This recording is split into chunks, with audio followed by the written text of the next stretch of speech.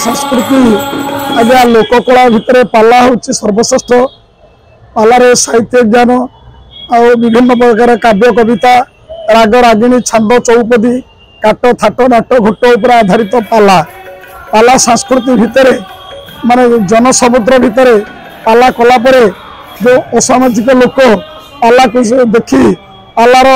शिक्षा कर्मगत नहीं से सदा सर्वदा ये वैकुंठ प्राप्त हो जाउछन्ति मनीष होउछन्ति भल मनीष हो जाउछन्ति। पाला सर्वश्रेष्ठ लोककला भितर पाला होउछि सर्वश्रेष्ठ कारण राज्यर मान्यता पाई विश्वर मान्यता पाई पाला एणु पाला पाला ठारू दुनिया रे आउ केही नाही किंतु सत्यनारायण इच्छा अनुसार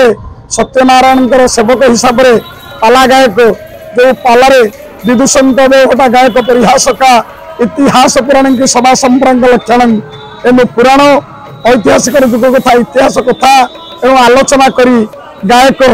वन एक्टर प्ले हास्य रस्य मन को आनंददायक दे पारुछि जनसमुद्र मध्य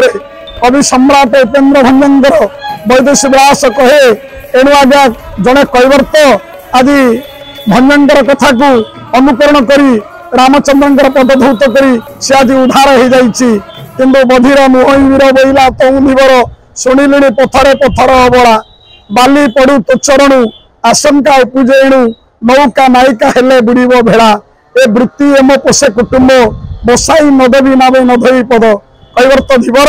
एणु आज्ञा से सदाबले कर्मक्षेत्र अग्रसर हुए एणु प्रभुंर पदारबिंद को पाइबापी से प्रभु को कहला प्रभु मुझे आपण को पारी कर देली गंगा नदी रे तमे आज मते पारी कर दियो संसार नदी रे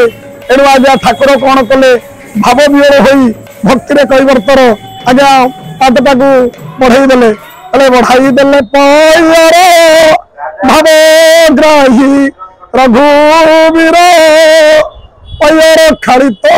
करी बसन पोछी ब्रह्मारे धौत जे पद नहीं छिसी देवी सद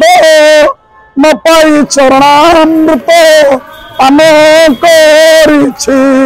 विज्ञानी कैवर्त भइला ए विश्वपति तपावन नाम रहिला एणु कैवर्त आज्ञा ठाकुर पदारबिंद धौत कला गंगा नदी जगह विश्वर तार नाम रहा एणु पतित पावन जगन्नाथ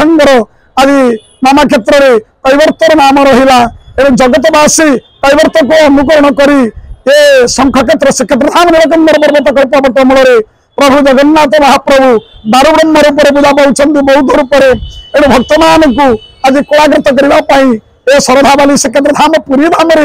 आज धाई आसी आज हूँ पवित्र झुलन यात्रा आज जो जनसमुद्र देखुंट भाव विहर हो पालार कथा पालार गाथा काव्य कविता अनुकरण कर काट थाट नाट घोट राग रागिणी छांद चौपदी पर आधार कर गायक जो पालार शिक्षा संस्कृति दिए जनसमुद्र को अनुकरण कर